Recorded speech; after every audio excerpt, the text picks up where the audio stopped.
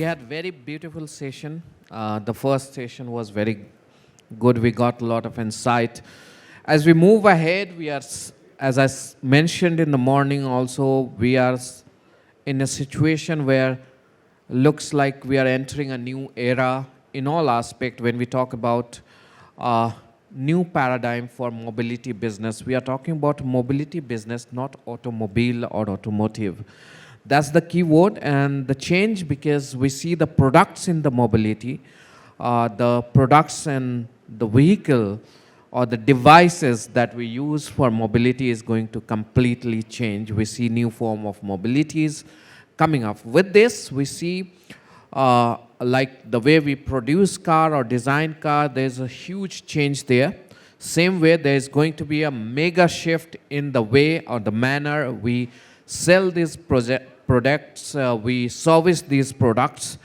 And that's how you see the panel is also witness to the transformation that is happening. We have somebody, Sanjay Gopalakrishnan ji. He is representing a company that is the first company in India to retail only electric passenger vehicle. That shows the change that is happening. I have Ravi ji. He is trying to sell, or he is getting into a pre-owned business. That is going to be difficult for you, probably looking at the transitions that is shaping up. I'll ask the question. I have here with me Saurabh Kedia ji.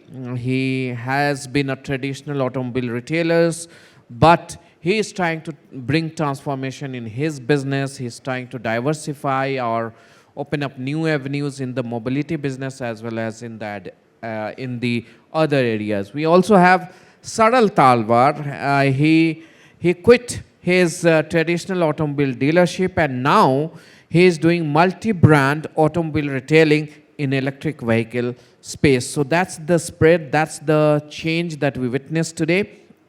Let me begin by asking the first question. What are the defining criteria or elements that is going to set the new paradigm for retail business? Sanjay, I would like to ask from you. Hello. Check. Yeah.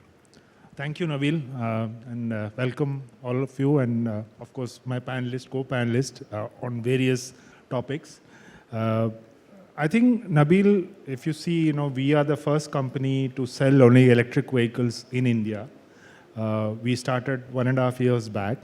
It has been an interesting journey because we have our automobile partners or dealers, whatever you call it, who have been traditionally selling IC engines, but now they are selling from separate showrooms only electric vehicles. So I think the mindset has to change because they're only going to sell electric vehicles. They have to think long term. It's not a short term business because there is no service revenue attached to it as we get in IC engines. So I think 3 or 4 paradigm shifts are happening at the dealership level. First is the mindset that it is a concept selling, that you have to sell a concept rather than a product. You have to be in the business for long term because EV is a long term business. It's not a short term business. And the third thing is the sales consultants, the technical people in the dealership has to be oriented towards selling an electric vehicle. Especially in service side, even though people don't come to service regularly, but there are a lot of questions that customers keep on asking after they buy a vehicle. So we have made sure that there are specific technical specialized guys in the dealership who can handle these questions. From BYD side, from an OEM side also, we are putting technical engineers at every location, dealer location, who are well trained from our side so that they can answer any specific question related to charging, relating to battery, relating to telematics in the car, whatever is possible. So customers are slowly started adopting it, but of course there is still an anxiety. Will my car go so many kilometers? Will I have a charging point? Why this? Even there are charging points available, it is not working. So they immediately call up the dealer. So all this, you can say mindset has to change. It will happen slowly.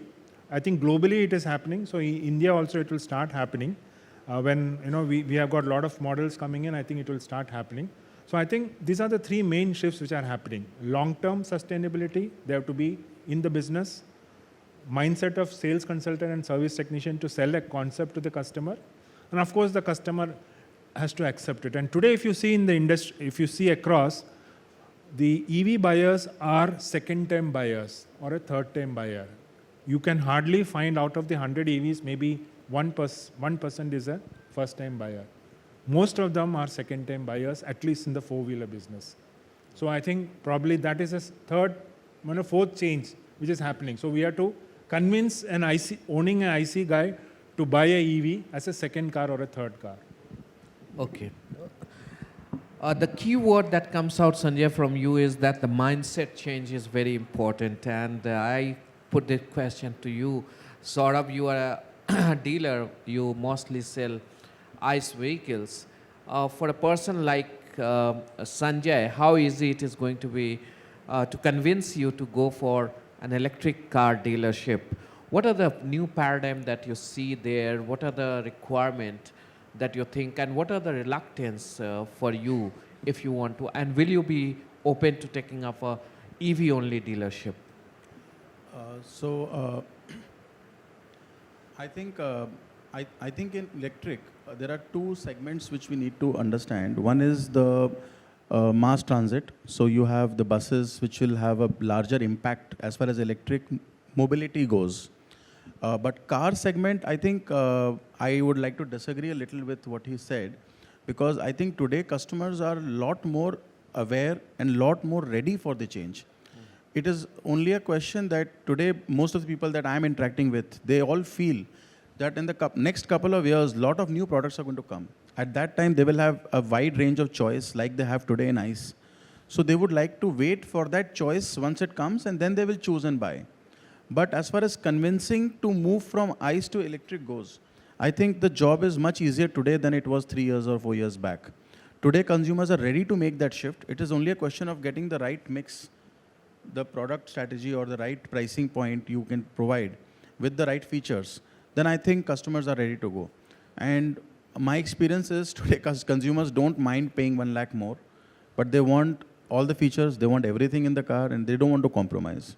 And this is especially true not only for the younger segment, even the middle-aged or 40s, 50s also, those who are there, they don't want to compromise. They want to take the whatever is the nice thing. They want all the features. So going forward, I see car segment at least a huge shift coming from 25 onwards, maybe when a lot more products will have come into the market.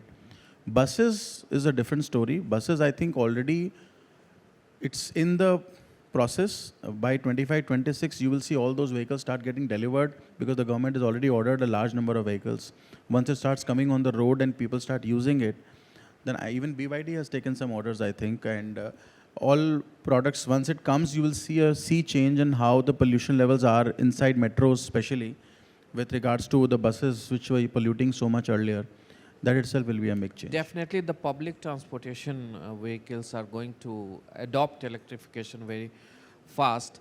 Again, the question I reframe it, as a dealer today, as of today, will you be open to take electric vehicle dealership, especially when you guys make much of your profit from service, which is seemingly lesser in terms of electric vehicles? Yeah. So I think in that, see, any product which once comes to the market, you look at mobile phones. It is such a dynamic market. Things change so fast. But still people are earning money. The models change. The models change to suit the dealership network. So I think once brands will go for more electrification or only electric companies also come in, they will have to have their market strategy tuned to in such a manner that the network is profitable. Because if they don't provide a winning combination, then nobody will take up the dealership. But I'm sure they will evolve, and going forward, we will start seeing a lot more happening there compared to what we have had in the past. So I don't see any problem on that, at least. Thank you, Saurabh. Saral, for you, you are running a multi-brand retailing business in India. You are almost Chroma for the electric two-wheeler brands. how easy it is for you to convince, because still I see the top brands are still away from, there are a couple of multi-brand retailers in EV space, but still none of them have been able to convince the big brands to come and join the brand wagon. Good afternoon, everyone. Thanks, Nabeel, for having me here. Well, you're right. Multi-brand is something that is very, very new for India. Abroad, it is even there for cars and this thing. And when we started initially, there was a lot of resistance from most of the top brands when it comes to multi-brand, because earlier a multi-brand was considered a sub-dealer.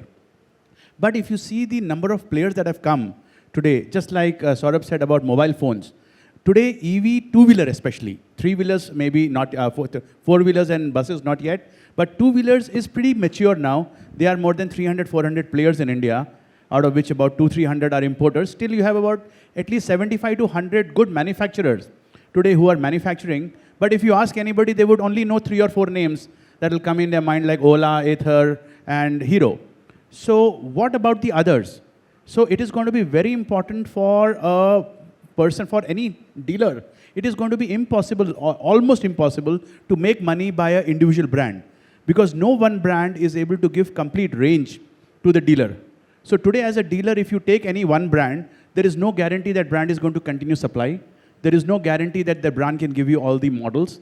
There is no guarantee that that brand will have enough money to pump in new models and new development. So with a multi-brand, at least all these options are taken away, so that always something new is available to the dealer to sell, and he will always have a choice. I mean, if I was to tell you 10 years back that OnePlus will be India's highest selling phone, nobody would believe it. That is something what is going to happen to the EV two-wheeler industry especially. With electrification or electric two-wheeler, do you think the brand image or the brand impact is lesser when you go on retailing, like in the ICE counterpart? Like somebody is going to buy a Bajaj or Hero Motorcorp, but in electric scooter, it doesn't matter who is the maker? Absolutely. If you take the top, say, 30 scooters today, most of them will be identical. Most of them would have at least 60 to 70 parts also common. So it is just that, most of these parts are manufactured similar. You just have to, and none of them have that kind of money to build the brand. So does it being believed by the end buyer also, you think? So you will have two kinds of buyer. You will have a buyer who would want brand, who will then go to the Bajaj or the Hero or the TVS, and there would be still a good chunk of market who would want a good product with good service. And that is what we plan to deliver. Thank you. Sanjay, I'll come to you, Ravi, but before that, Sanjay, as you see this, multi-brand thing happening, and for profitability of the dealership, do you think in the passenger car segment also, multi-brand will be an option? Are you considering of something of that sort going forward? Yeah, I think, Nabeel, this question has been asked in many forums, for so many years, especially for the four-wheeler business. I think multi-brand is still some far away in the four-wheeler business, especially in EV. To answer the question of investment, I think we as a brand, we are making sure that our investment in the showrooms are less compared to a IC engine manufacturer. So, so that is what we are making sure, so that initially he doesn't spend huge money or either on workshops or on the showroom front, So which means he can sustain that part for a long time as long as volumes come. And as Saurabh rightly told, when multiple brands come, multiple models come, I think the EV penetration is going to increase, because currently there are limited choices. So we feel that multi-brand as a concept in in passenger vehicles, EV especially, is still far away. Because I think, you can have probably a separation and you can sell two brands, but you cannot sell from the same showroom. Why this inhibition? We have seen there's a massive success of multi-brand retailing when we talk about pre-owned, but in new car, why are we so reluctant? We are ready to forego all the big massive outlets. We are trimming down them. We are creating low-cost retailing and experience also. I think two instances have failed miserably in India, right? Two big brands joined together and it failed miserably. both the brands went for a toss. Okay, one brand is dead, the other brand is now surviving. Same thing happened with another brand, Japanese brand. They also did a low-cost model, and then they had to separate that, and then they closed that brand. So it's basically, you have two brands sitting in the same showroom. One is priced 2 times more, one is priced less. So the tendency of the sales consultant is to push the brand which is less cost because the customer tends to buy it. Or same model is available, similar features, maybe plus minus, same engine. You have a different brand, but it's costing less. So that tendency becomes, and then there is a cross-selling, and people start fighting over brands. So that is why both the things did not work in India. So now I think but incidentally, OEM manufacturers have started at least separating the walls and having two brands side by side. That is happening in many cases, many cities I have seen.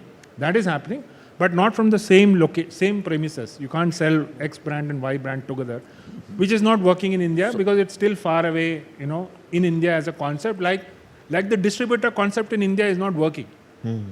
It is working in all other countries across the world, but India, even though it's the 4th largest market, the distributor concept is still not working in India because it's a different kind of a psychographic profile of the Indian dealer partners, different profile altogether. So they are still not ready to accept the distributor concept, which is only working in all other major countries. Ravi, interestingly, for used car market or pre-owned car market, we have seen demand has not been problem, supply has been a problem. Indian used car market has matured a lot. It's almost 1:1.5 cars on every one new car, at least more than one used car is sold in India.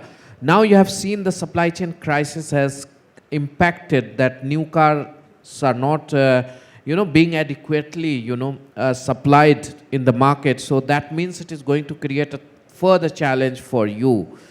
How do you see this impacting? How do you see the new factors coming in the used car space now?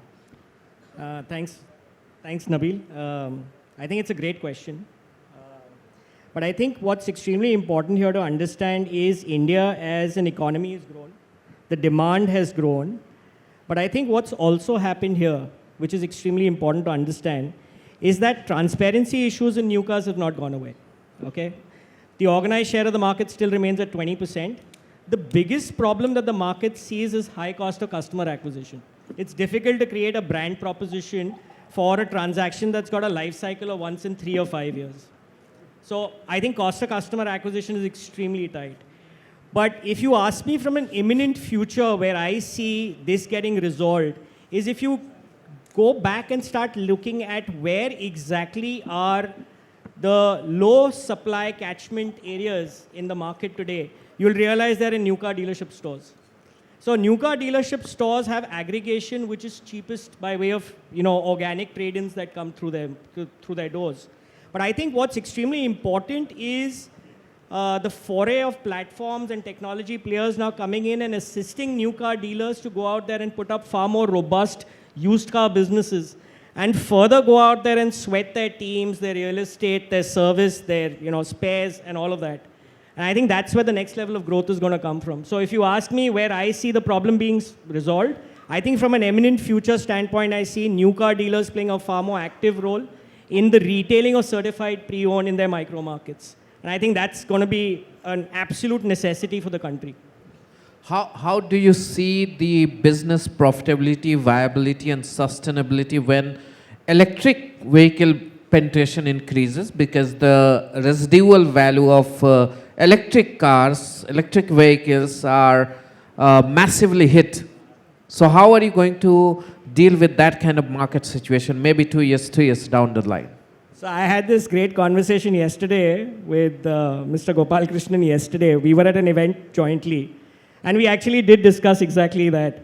So I look, and he very rightly pointed out that the first time adoption of EV is coming in from guys who already own cars, okay?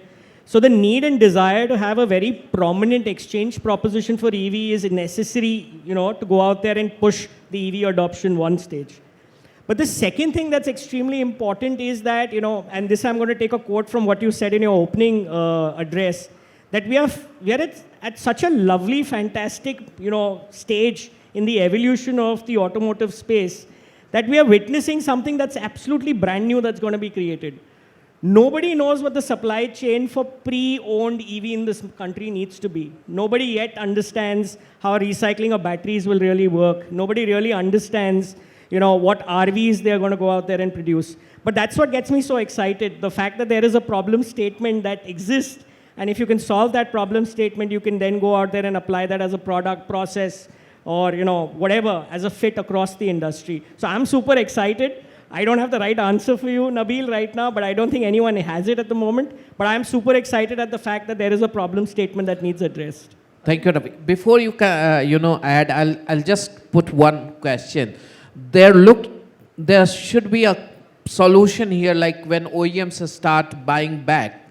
But when you buy back, the cost of battery is huge. It's almost 40% of the overall cost, 50% of the overall cost. In such a scenario, pre-owned car is known for an affordable option for the people. Now, in that scenario, how will you provide that affordable option in a used car space? I think the biggest challenge for EV, as he also rightly told, is the residual value of the car. Customers who are walking into our showrooms to buy, whether it is for the E6, which is purely a fleet business, or the Atto 3, which is into the retail business, one of the questions or doubts which is asked is, what is the residual value after 3 years or 4 years? Our answer today is, why do you need to change after 4 years? The battery life is 8 years, or 160,000 kilometers for the Atto 3. The fleet car, the battery life is 8 years or 5 lakh kilometers. So why do you want to change after 3 years or 4 years? What is the urgency? The more you run the electric car, the more what you call the TC, or the total cost of operation, becomes less. So I think that is the challenge we are trying to overcome, because globally what we have seen is, from our brand perspective, the EVs have run 15 years with the same battery without any problems. So this is what we are trying to convince everybody, that even after 8 years, even if only a cell gets damaged, you can always replace that cell. You don't have to replace the entire battery. Even after that, the range still remains almost maybe 20% less, which means still you get a decent range to run for another 5 to 6 years. So I think it is, it's only 3 years old in India. So now battery recycling is also started. People have started coming into it, because I think regulation-wise, from April 2023, all the OEMs has to have a tie-up with a battery recycler. That is very important, because if the battery gets damaged, what is the next step? If the battery comes under warranty, what is the next step? So that is also happening. So I think with battery recyclers, with the used car players coming into the business, maybe after 2-3 years down the line, the RV will start happening for a EV business also. That is what I feel. But currently, we cannot put a value to that. As of now, that is what the industry is all about.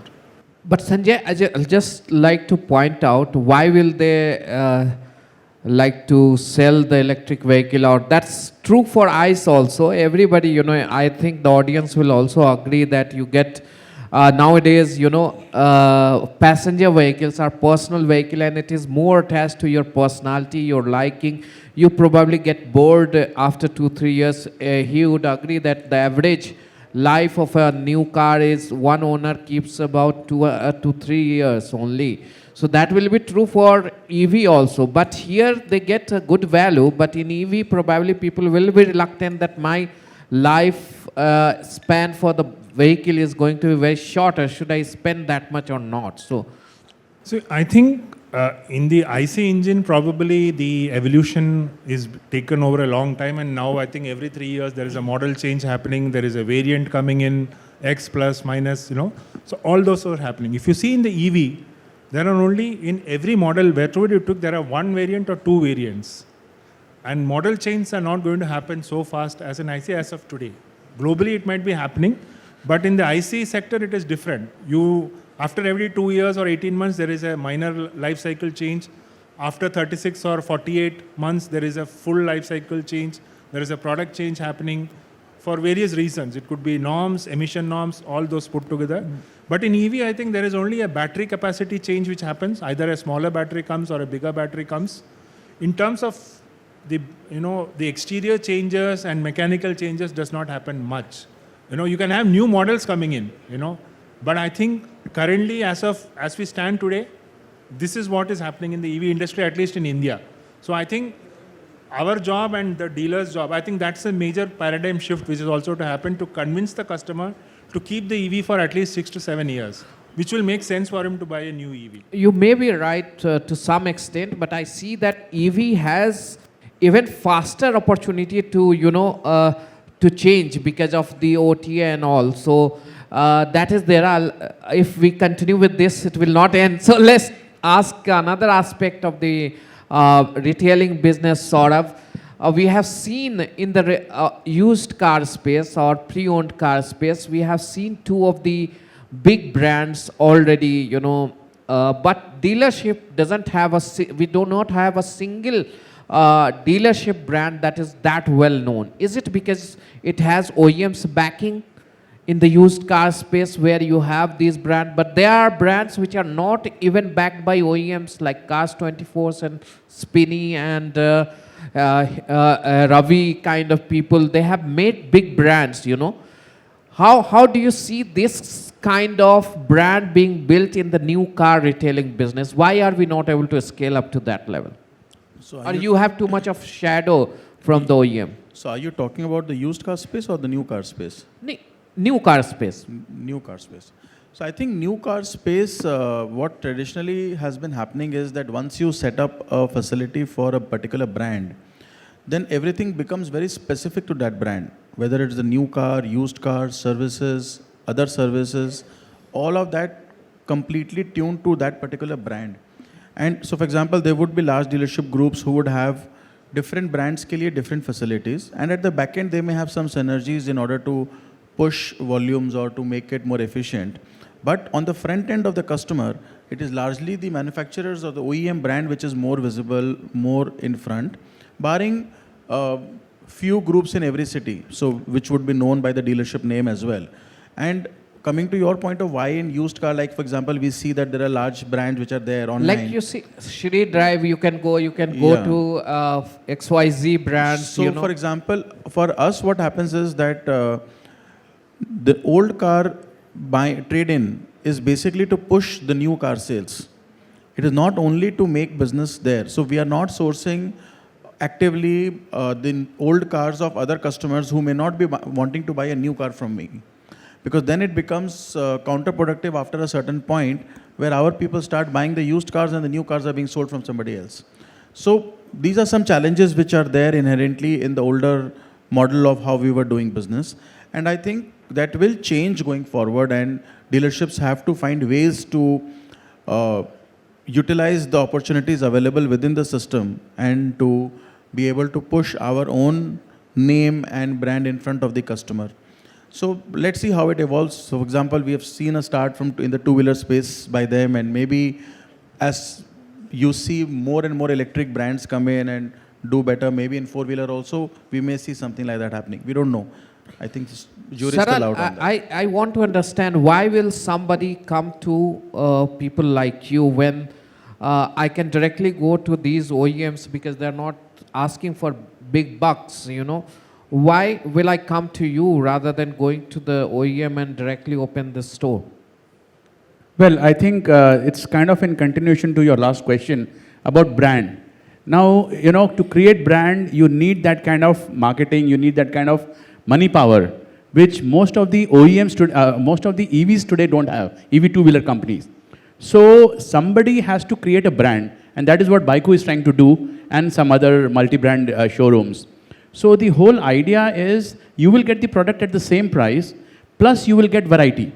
So this was a concept that was there in fact, like Sanjay said, that four-wheeler is today not ready. I mean, we have been hearing about multi-brand for the last 10, 15 years. Now, finally, I think EV two-wheelers is something that is ready. And in terms of investment for a normal dealer, let's say you were to take a dealership of any EV two-wheeler brand today, will cost you about 40 to 50 lakhs minimum. So taking 8 brands today, I am offering a dealership at less than 20 lakhs. So for a dealer, the kind of investment, so though the numbers may be small today, with the lower investment, it's becoming a very viable business. With break even as low as 15 to 10 to 12 to 15 vehicles a month, the dealer breaks even in the model. So that is very difficult for even a single brand if you take with 40 to 50 vehicles in stock. So from the dealer point of view, that's the advantage, and from the customer point of view, it's the variety. You know, like why would you go to Chroma when you've decided to buy a Samsung? Still you go to Chroma. So the idea is people want to see more brands, they want to see whether the decision they have taken is right. So a customer who's decided to buy an XYZ brand will probably go to that showroom. But the percentage of customers who have decided is very, very less.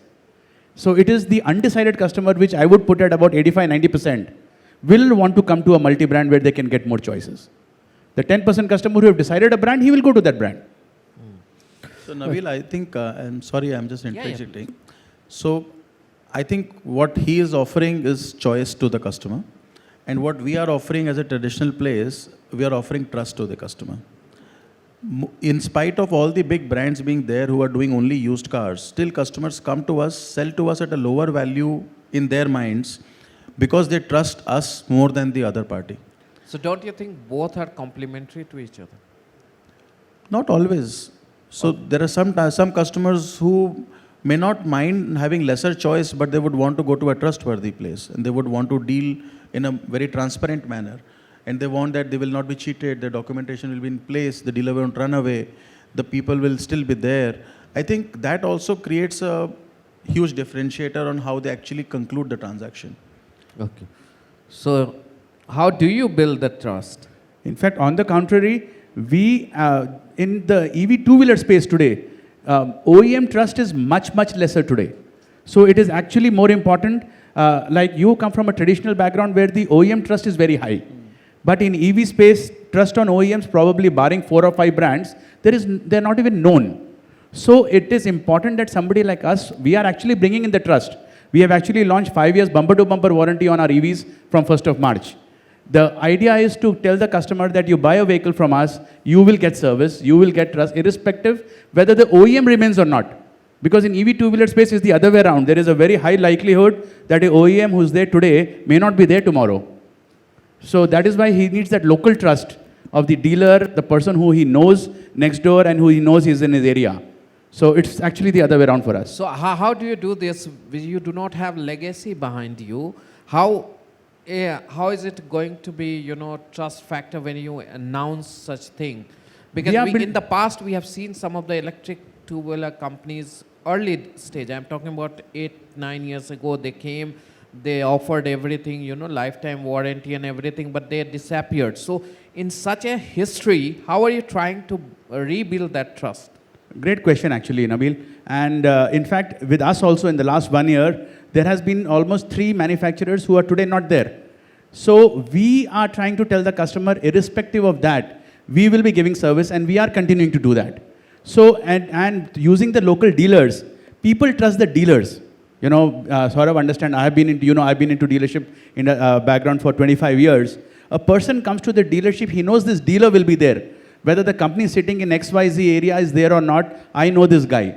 So through the dealer's trust, we are trying to build a trust that no matter what, we will be here, we will give you service. Whether this brand remains or not, you will get service from me. I agree that people trust dealers, but how much they trust that the moment the company goes out of India, we see the resale value of the car going down massively. People are worried about services. So I think there's some some missing links that needs to be filled there. Sure. I mean, as I said, one of the things that we just did was a 5-year warranty, which itself actually, which is backed by a couple of insurance companies, which definitely, it is going to be a long journey to build that trust. I'm not saying it's going to come overnight, but we are going to work on that. I'll ask Sanjay and Ravi to share his opinion. What is you are asking, trust? Yeah. See, I think... He said that OEMs have lesser trust in EV then is that true for PV also? EV passenger two-wheelers. No, I think for he will be right about EV two-wheelers, but for the EV four-wheelers, I think it's a OEM which trusts, because the customer trusts the brand. Absolutely. You know, because EV Yeah, I agree. two-wheelers- I agree on that. Well, I've seen this, as Saral rightly told. I've seen instances in some places, in some cities, where people have, some people are doing rental business of EV two-wheelers, because there are a lot of small shops which do this. So the customer comes to that place and says, my battery is not working, what to do? So the guy tells that, I don't know. I've got the car, you go to the battery manufacturer. So he told, you have sold me the vehicle. No, you go to the battery manufacturer. I don't know from where the battery has come.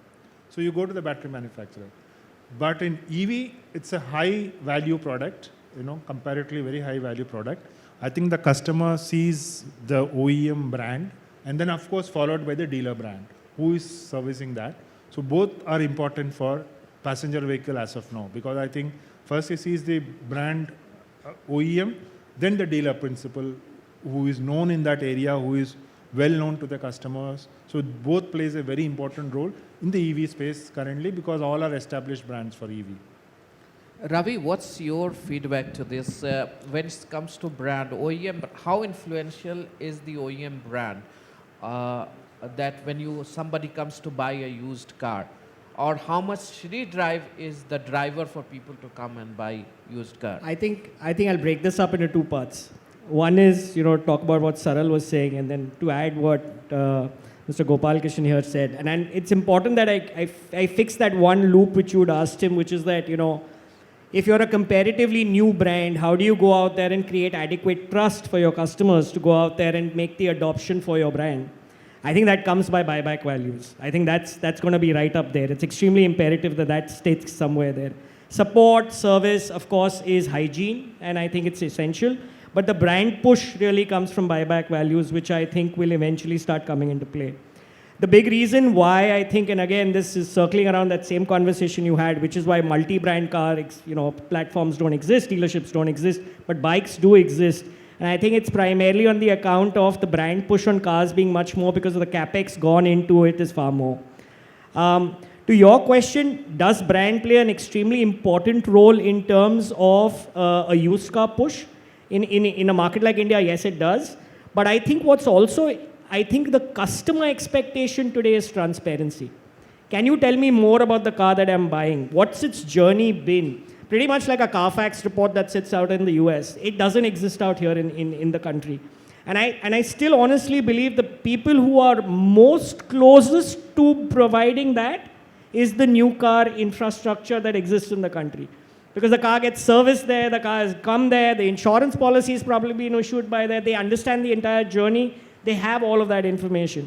The question there is, can you adequately go out there and put that out and create that bond with the customer that's required?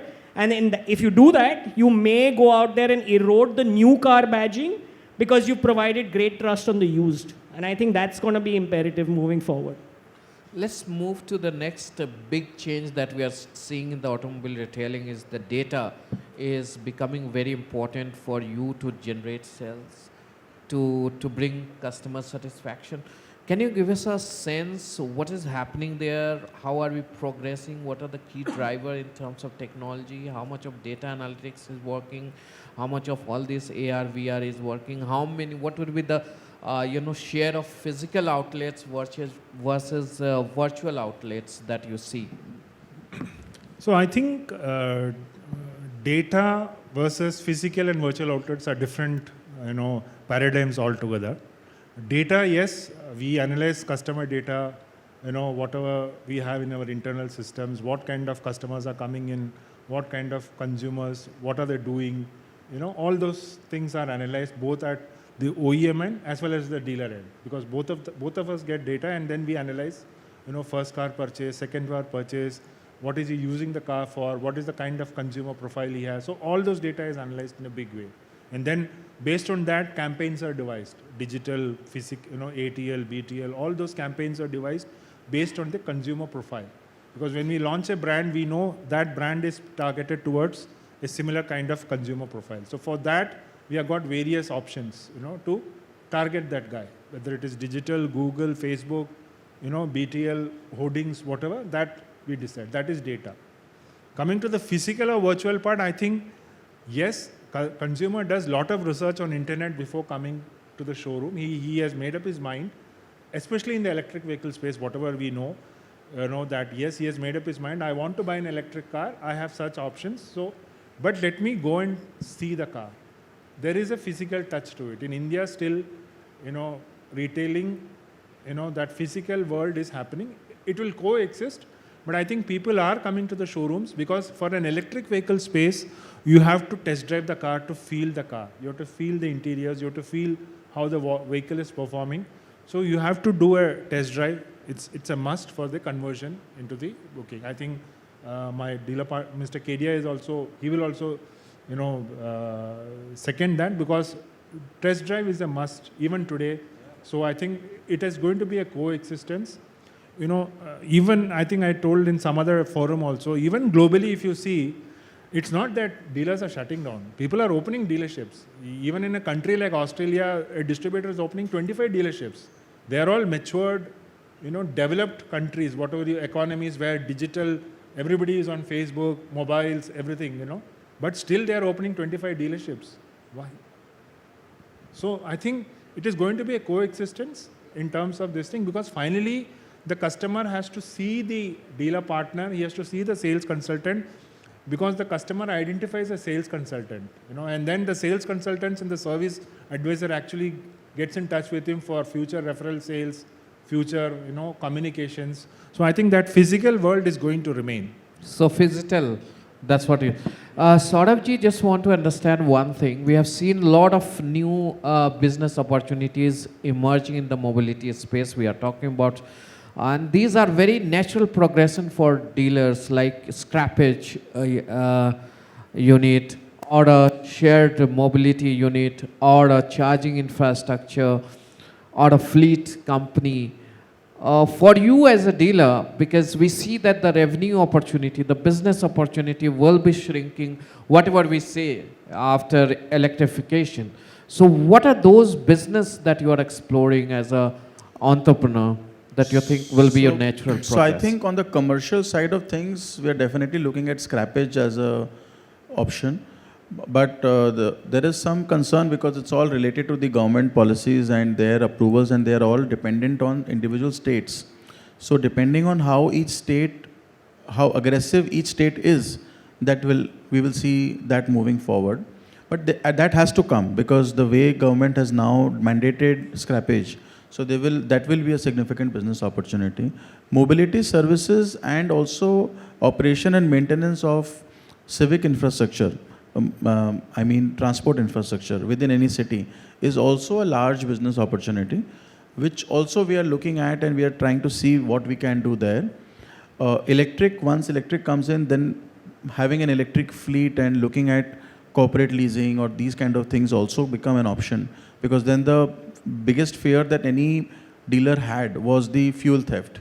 And when that goes away, then once the area matures a little, I think you will see more people entering that space as well. Charging infrastructure is a little more difficult game because you can't make money by 1 or 2 or 10 charging stations. You need a larger volume. So remains to be seen how or whether dealerships will actually enter into that area or not, or how much of a big way will they enter. So for example, I have set up couple of charging points at my place because of the Mahindra new XUV 400 which got launched. So maybe we will expand it to 5-6 locations of ours. But whether we would want to do it for 50 locations or 100 locations remains to be seen. So you see leasing and scrappage to be these two things to be target. Bigger things. Before I open the floor for the questions, Saral, I'll come to you. And briefly, if you could share, what are the 3 challenges that you are facing in terms of convincing investors to open up your stores? And what is your, your parameters in terms of choosing? What are you asking from the people when you go and give them your franchising? From the 3 things that I can tell you, first thing is people still do have that feeling that we want to take one brand.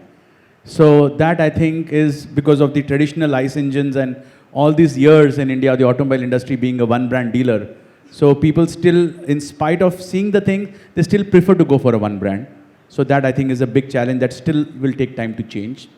Second, very funnily, but the fact that we have actually kept low investment is actually keeping a lot of existing automobile dealers out, thinking it's too small a business right now. But then this business is going to multiply, so somebody has to have a little long-term vision.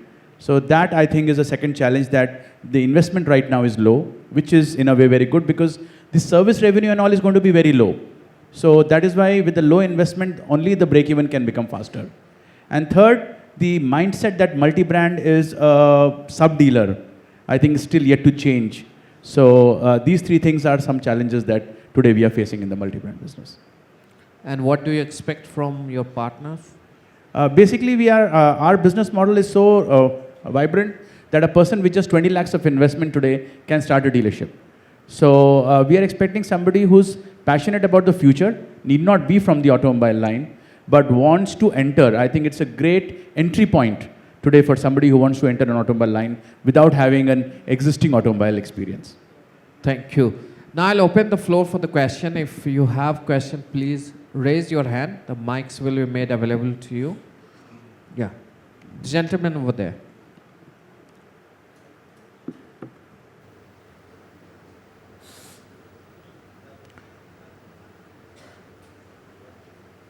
Please get the mic available to the audience.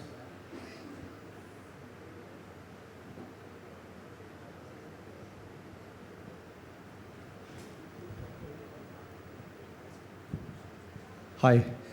My question is on EV four-wheeler. So the transition is happening at a very low speed. So my question is, what do you think that after 5 years, the EV percentage in total industry share? Yeah. Today, I think the penetration levels are around 1.5 to 1.8% of an industry of around 3.8 million. I think by the various research, various internal, assessments, all those things, I think if the industry by 2030, the expectation is for the four-wheeler industry, the penetrations could be anywhere between 25 to 30% of the total volume. The volumes, yes, people are predicting the total PV market, India could reach 5.5 to 6 million by 2030. If the economy grows 6 to 7%, it could be double digits in some years. So this is what the predictions are. So this is what is looking like. If, of course, all the positive factors, charging infrastructure, and of course another important point, as Saurabh rightly told, with a lot of OEMs coming in with various models, there is a choice which will happen, for the customers to look at EV. Currently, there are limited choices today.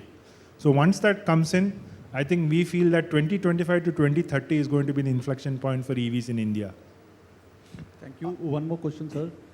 Like there is a lot of happening in social media about EV cars, a lot of hype. But aren't the companies doing enough to educate customers, because there are a lot of unsolved queries from customers, and I don't think anything from any company side that they are educating customer about EV on technical part, maybe on life of vehicle. I think in terms of when the customer finally buys an EV, I think he buys after doing all the research, and then of course our company along with the dealer partner has already educated him. What's the kind of battery life, what's the kind of, how does he use it, how does he get the maximum mileage, how does he regenerate, battery, capacity. So I think this has all been explained properly before he actually buys an EV. For example, for our fleet operations also, people buy after testing it for 5 to 6 months. They understand the vehicle strengths, they understand how the vehicle is generating, in terms of mileage. And after that only, even the big fleet operators buy only after that. So I think, yeah, there might be still a lot of questions coming in, but I think it's from OEMs and the dealer side, it's always a continuous, education which happens at the dealership, and even, at the sales point and even at the service point. We can take a couple of more questions. Yeah. Yeah, it's Yeah. working. We spoke about the penetration of EV, especially in the two-wheelers. What we can see is EV is being pitched against the ICE vehicles, two-wheelers. However, the sales are driven because of the subsidy, either given by the government or various other incentives given by the state government. Once they go out, how do you foresee the penetration? Government has already given the timeline of 2 to 3 years, maybe 5 years. Where do we see the penetration at that point of time? Thank you. It's a good question, but actually I'll share some interesting data with you. In the last 4-5 months, especially since the battery new norms have come, which were applicable from December 1st, hardly any vehicle today in India is available with subsidy. So last 4 months, we have actually been selling almost 100% of our vehicles with zero subsidy. So the gap between subsidy and non-subsidy vehicles is actually coming down. And so as I said, if you take my last 4 months figure, my subsidy vehicle is zero. And 100% we have sold non-subsidy vehicle. So there is going to be a paradigm shift on that for sure. It's already happening. So I don't think it's going to be a very major impact in terms of subsidy and non-subsidy. But just from the perspective of direct and indirect taxations, I know that for cars it's 5% and as against 45 to 48%. On bikes, is it the same? Yeah, same 5%. So you do enjoy that portion of, the True. government taxes being low. And also a lot of state governments are still giving different subsidies. Like Telangana and Andhra have completely removed the life tax on the vehicles. So, and different states are giving some various state subsidies also. So irrespective whether FAME subsidy is there or not, the impact has actually become less. Yes, with FAME subsidy, the growth will be much faster. And if FAME subsidy doesn't happen, the growth rate might slightly slow down. But still it is good enough to, give us a huge potential in future. I just want to add something there, which I think is extremely important. Yes, the subsidies can go away or may continue. But I think somehow when you look at the EV space, you need to understand that the why should India have EVs is far more important than the how right now. We all understand the fact it's good for the economy, it's good for the environment, it's got lower cost of ownership and so on and henceforth. And I think as long as we keep that why in mind, I think the how will eventually build itself out. So I think that's where EV is in its stage. So I honestly think that, those subsidies may or may not go away, but I think the adoption will still remain strong. I somewhat agree, but the global market, when we see the subsidies were taken away, we saw a massive decline, including in China. So I think, of course, then the OEM needs to be prepared for that. And I would like to hear from Sanjay how does he plan to take that? See, I think, as Saral rightly told, probably once the market matures, possibly 2025, 2030 onwards, possibly, that subsidy element may not be too much in the minds of the consumer. We are selling without any subsidies. It's only the road tax and the life tax, road tax and registration, which is, most of the states don't have it. So I think, so possibly 2025, 2028, that period, possibly people might not think of subsidies. By the time it will be matured, EV market will be matured enough. So I think this is what we feel as a, but I think the incentives or the subsidies might continue, See, now it has been extended till 2025. So I think every year they will take a call and it will keep on going. So I think this is what we feel. Okay, we'll take one. This one is for Sanjay once again. I think the question was asked, but somehow I guess I missed the reply. How do you ensure the financial viability for a dealership, for an EV dealership? Yeah, I think what we are doing as a company is that we are ensuring, the lowest possible investment for a showroom. That is what we are ensuring as of now. Of course, he has to be sustainable long term. But in terms of showroom infrastructure, we are making it very simple. very neat and classy and premium, but investments are not very high compared to an IC engine. That's what we have noticed, whatever showrooms we have opened.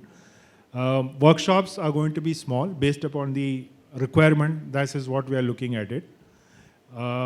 Body shops are being shared with other brands because most of our dealers are multi-brand dealers. They are already having a lot of other brands. So body shops are being shared. Workshops currently, yes, we are looking at volumes, which city is doing which volumes. As per the requirement, we are opening workshops. So I think this is how we are trying to get the viability part for the dealer.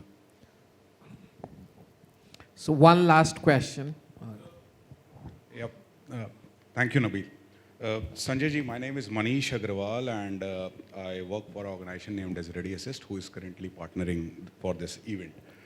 Would just like to understand one thing. You said that depending upon the economics, the smaller sizes of the workshop will be upcoming and the showrooms will be upcoming.